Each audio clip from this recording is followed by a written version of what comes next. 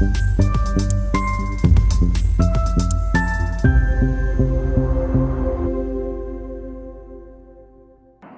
मित्रांनो, नरेंद्र मोदींनी पंतप्रधान पदाची शपथ घेतल्याला आज 2 वर्ष पूर्ण होत आहेत.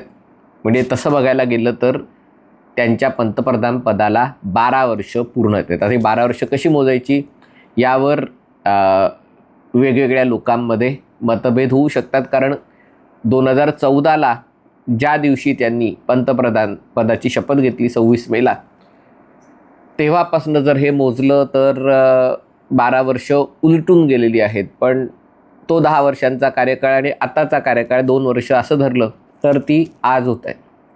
उद्या पुन्हा एक ऐतिहासिक दिवस आहे, तो म्हणजे उद्या लोकनियुक्त पंतप्रधान म्हणून सगळ्यात जास्त दिवस मोदी पूर्ण करणार आहेत.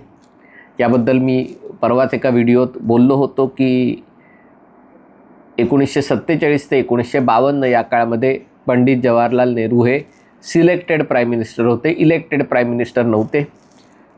52 साली निवडणुका झाल्या आणि त्याच्यात काँग्रेसचा विजय झाला. तेव्हा खऱ्या अर्थाने नेहरूंच्या नेतृत्वाखाली सरकार निवडून आलं आणि त्यामुळे त्याच्यानंतरची जर त्यांची कारकीर्द धरली तर ती साधारणतः 12 वर्ष आणि काही दिवसांची होते.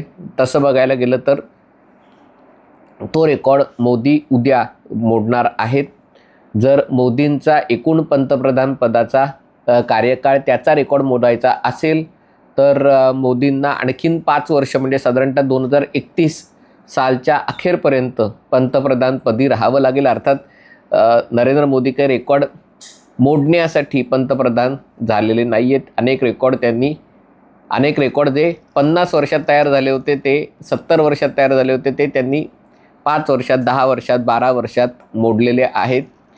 त्याची उजळणी करण्याचा हा व्हिडिओ नाही आहे, पण त्याच्याबद्दल न बोलल्यास योग्य होणार नाही.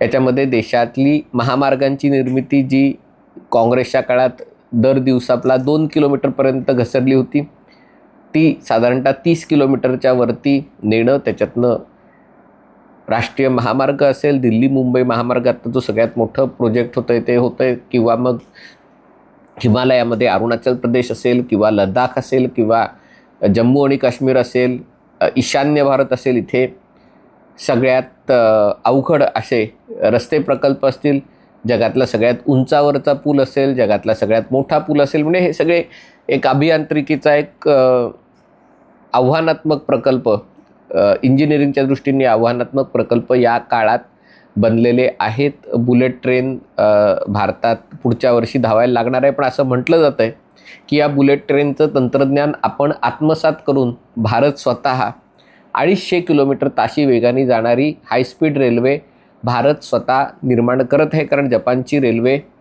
महाग पडणार आहे, पण जपानचं तंत्रज्ञान पूर्णपणे भारतात बनणार असल्यामुळे ते तंत्रज्ञान शिकून, म्हणजे कच देवयानीची गोष्ट आहे, त्याच्यामध्ये कच जसा तो मृत्युंजय मंत्र शिकतो आणि त्याच्यातनं शुक्राचार्यांची विद्या तो परास्त करतो. इथे कोणाची जपानचं तंत्रज्ञान परास्त करण्याचा विषय नाही आहे.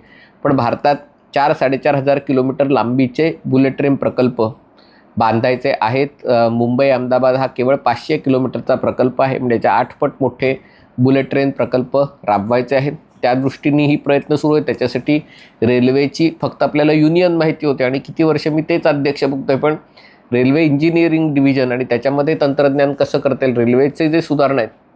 आणि त्यामुळे मग रस्ते झाले, रेल्वे झाले, विमानतळ झाले, 76 विमानतळ सुरू आहेत. त्याच्यानंतर आणखीन किती विमानतळ होतील याची मुंबईतच बोलायचं झालं तर 2 आंतरराष्ट्रीय विमानतळ आहेत आणि 3रा-4था सुरू करण्याच्या हालचाली.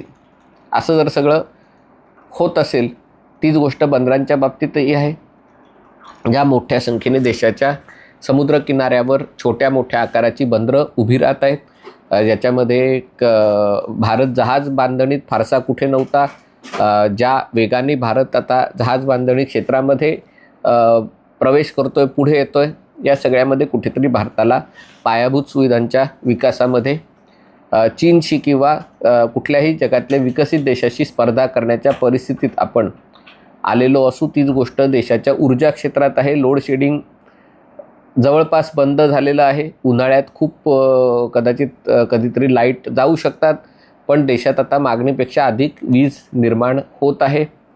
घराघरात गॅस सिलेंडर पोचलेलं आहे. आता तक्रार वेगळी आहे की गॅस सिलेंडरचे पैसे का महाग केले, आम्ही लाकडं जाळत होतो ते चांगलं होतं वगैरे वगैरे. पण गॅस सिलेंडर घराघरात पोचणं, घराघरात वीज पोचणं, घरात नळाचं पाणी पोचणं, घराघरात शौचालय बनणं छोट्या गोष्टी आहेत, पण या सगळ्या गेल्या 12 वर्षात झालेल्या आहेत. जनधन बँक खाती उघडणं आणि त्या जनधन बँक खात्यांच्या माध्यमातून त्याला सगळं आधार आणि मोबाईल नंबरशी इंटिग्रेट करून कोट्यावधी लोकांच्या बँक खात्यामध्ये पैसे बिना भ्रष्टाचार जाणं, या सगळ्या गोष्टी झालेल्या आहेत. महत्त्वाचा मुद्दा आहे की मोदींच्या 12 वर्षाच्या कार्यकाळामध्ये देशाला एक नवीन आत्मविश्वास प्राप्त झालेला आहे आणि या आत्मविश्वासाच्या आधारे आपण आपल्या भूमिकेमध्ये पुढे मागे डावीकडे उजवीकडे असे बदल करून, ज्याला मॅन्युअरिंग म्हणतात, गर्दीतनं मार्ग काढणं, ते आपल्याला आता चांगल्यापैकी जमायला लागलेलं आहे. अगदी मोदींच्या सुरुवातीच्या 5 वर्षाच्या काळाचं उदाहरण दिलं तर सुरुवातीला आपण एक सगळ्या जगाशी मैत्री करण्याच्या प्रयत्नात त्यांनी प्रयत्न केला. याच्यामध्ये अगदी शेजारी देशांचीही संबंध सुधारणं असेल, अगदी पाकिस्तानशी संबंध सुधारण्याचा प्रयत्न मोदींनी प्रामाणिकपणे केला. त्याला यश अर्थातच आलं नाही. जेव्हा पाकिस्तानचं खरे रंग वेळोवेळी दिसायला लागले, शेवटी शिशुपालाचे 100 अपराध भरावे लागतात, तसं पाकिस्तानबरोबर पहिले मैत्रीचा प्रामाणिक प्रयत्न केला. याच्यामध्ये काही असंही नव्हतं. पण पाकिस्तानने आपला रंग दाखवल्यावर पाकिस्तानला वेगळं काढायचा प्रयत्न केला. त्याच्यानंतर मग कधी नेपाळ, कधी बांगलादेश, शेजारच्या देशांची डोकेदुखी श्रीलंका, अफगाणिस्तान, आता पुन्हा अफगाणिस्तानशी चांगले संबंध आहेत, मालदीव्स. तर अशा प्रकारे जी गाडी आपली ती नागमोडी वळणं घेत चालू राहत राहिलेली आहे. पण ही याच्यातली महत्त्वाची गोष्ट आहे, म्हणजे या गोष्टीकडे तुम्ही कसं बघता, यश म्हणून बघता का अपयश म्हणून बघता, ते महत्त्वाचं नाही आहे. पण ही जी वाट काढायची, गर्दीतनं वाट काढायची जी गोष्ट आहे ती आपल्याला आता जमायला लागलेली आहे. आणि त्यामुळे मी असं म्हणणार नाही सगळ्या गोष्टीत यश मिळालं, काही गोष्टीमध्ये अपयशही मिळालं. पण अपयश तेव्हाच मिळतं जेव्हा तुम्ही प्रयत्न करता. जेव्हा तुम्ही प्रयत्नच करत नाही तेव्हा तुम्हाला अपयश मिळत नाही, पण यशही मिळत नाही. आणि त्यामुळे या आत्मविश्वासाचं आपण पुढे काय करणार, हा त्यातला सगळ्यात मोठा प्रश्न आहे.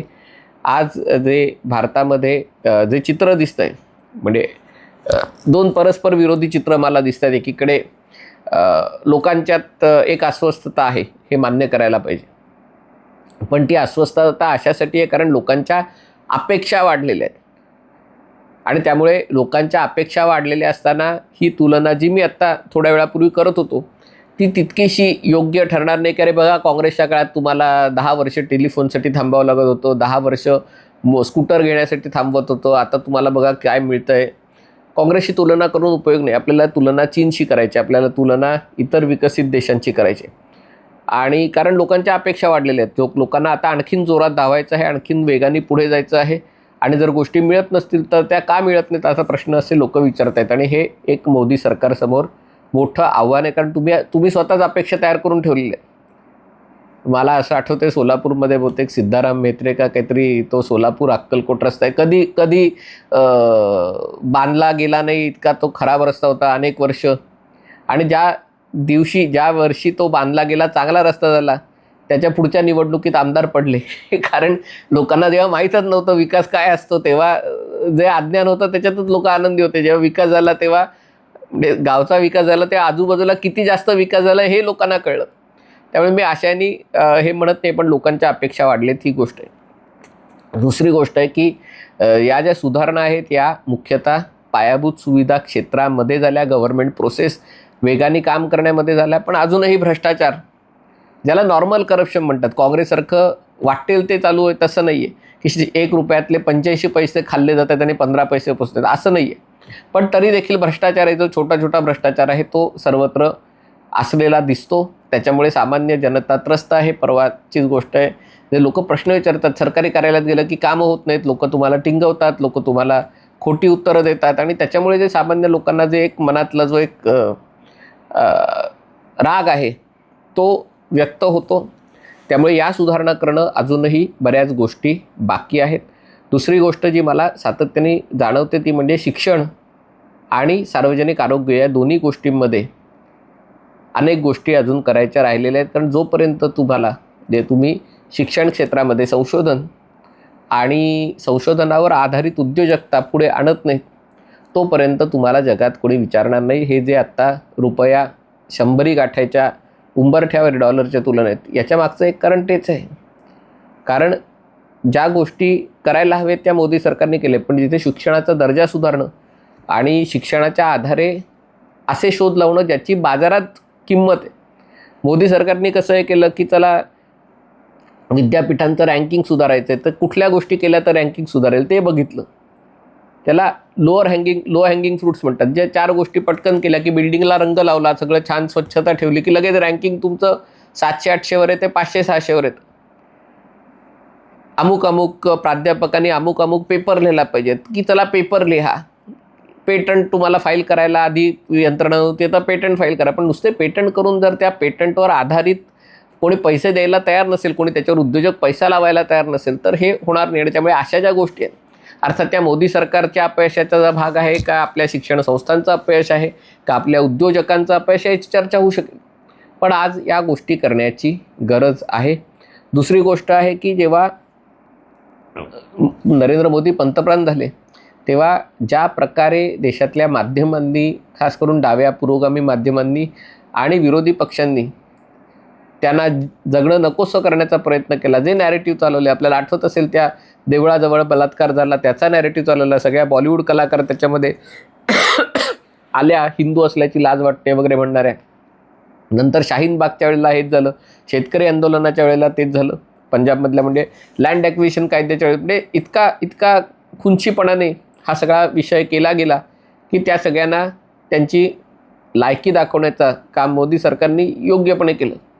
पण आता जेव्हा भाजपाची सत्ता सगळीकडे आहे, केंद्रात आहे, महापालिकेत आहे, राज्यात आहे, आणि बंगालसारख्या राज्यामध्ये जिथे विरोधी पक्ष कोसळून पडलेला आहे, तर अशा वेळेला म्हणजे मी विरोधी पक्षांना काही फार हे करायला म्हणत नाही आहे, पण जे एक विरोधी मत आहे, एक टीका, ज्याला स्पोर्टिंगली, ज्याला काहीतरी चांगलं घडण्याच्या दृष्टीने टीका आहे, त्याला तुम्ही कशा प्रकारे चालना द्याल. Yes sir, yes sir, yes minister, अशा प्रकारचं संस्कृती देशात राहणार नाही. अशा प्रकारची व्यवस्था कशी कराल त्याच्यावरही ही गोष्ट अवलंबून आहे. न्यायालयाच्या सुधारणा याच्याबाबतही मोदी सरकारकडनं खूप अपेक्षा आहे. कारण बाकी सुधारणा झाले जरी जोपर्यंत न्यायव्यवस्था सुधारत नाही, निकाल जलद गतीने लागत नाहीत, तिथे AIचा वापर होत नाही, तिथे फटाफट केसेस निकाली निघत नाहीत, तोपर्यंत कायद्याच्या राज्यावरचा लोकांचा विश्वास दृढ होणं अवघड आहे.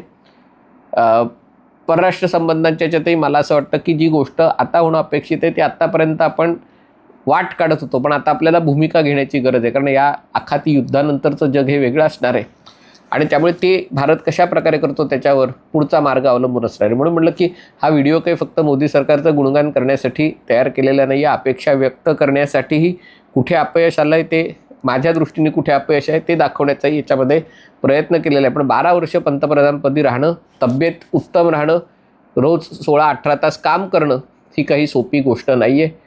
आणि मोदींनी एका प्रकारे पंतप्रधानपदाचा बार आहे, म्हणजे ते पॉल वॉल्ट, त्याच्यामध्ये उडी मारता तुम्ही पोल वॉल्टमध्ये, आणि ती एकदा ती काठी आणखीन उंच ठेवत जाता, मग समोरच्या आव्हानवीराला ते आव्हान पेलवणं अधिक अवघड जातं. मोदींनी ही काठी त्यांच्या भविष्यातल्या जे कोणी उत्तराधिकारी असतील, जे कोणी पुढे पंतप्रधान असतील, त्यांच्यासाठी ही काठी खूप उंचावर नेऊन ठेवली आहे. व्हिडिओ आपल्याला आवडला असेल तर कृपया लाईक करा, शेअर करा आणि हे चॅनल सबस्क्राईब करण्याची विनंती आहे. तुर्तास इथेच थांबतो. पाहत रहा MH48.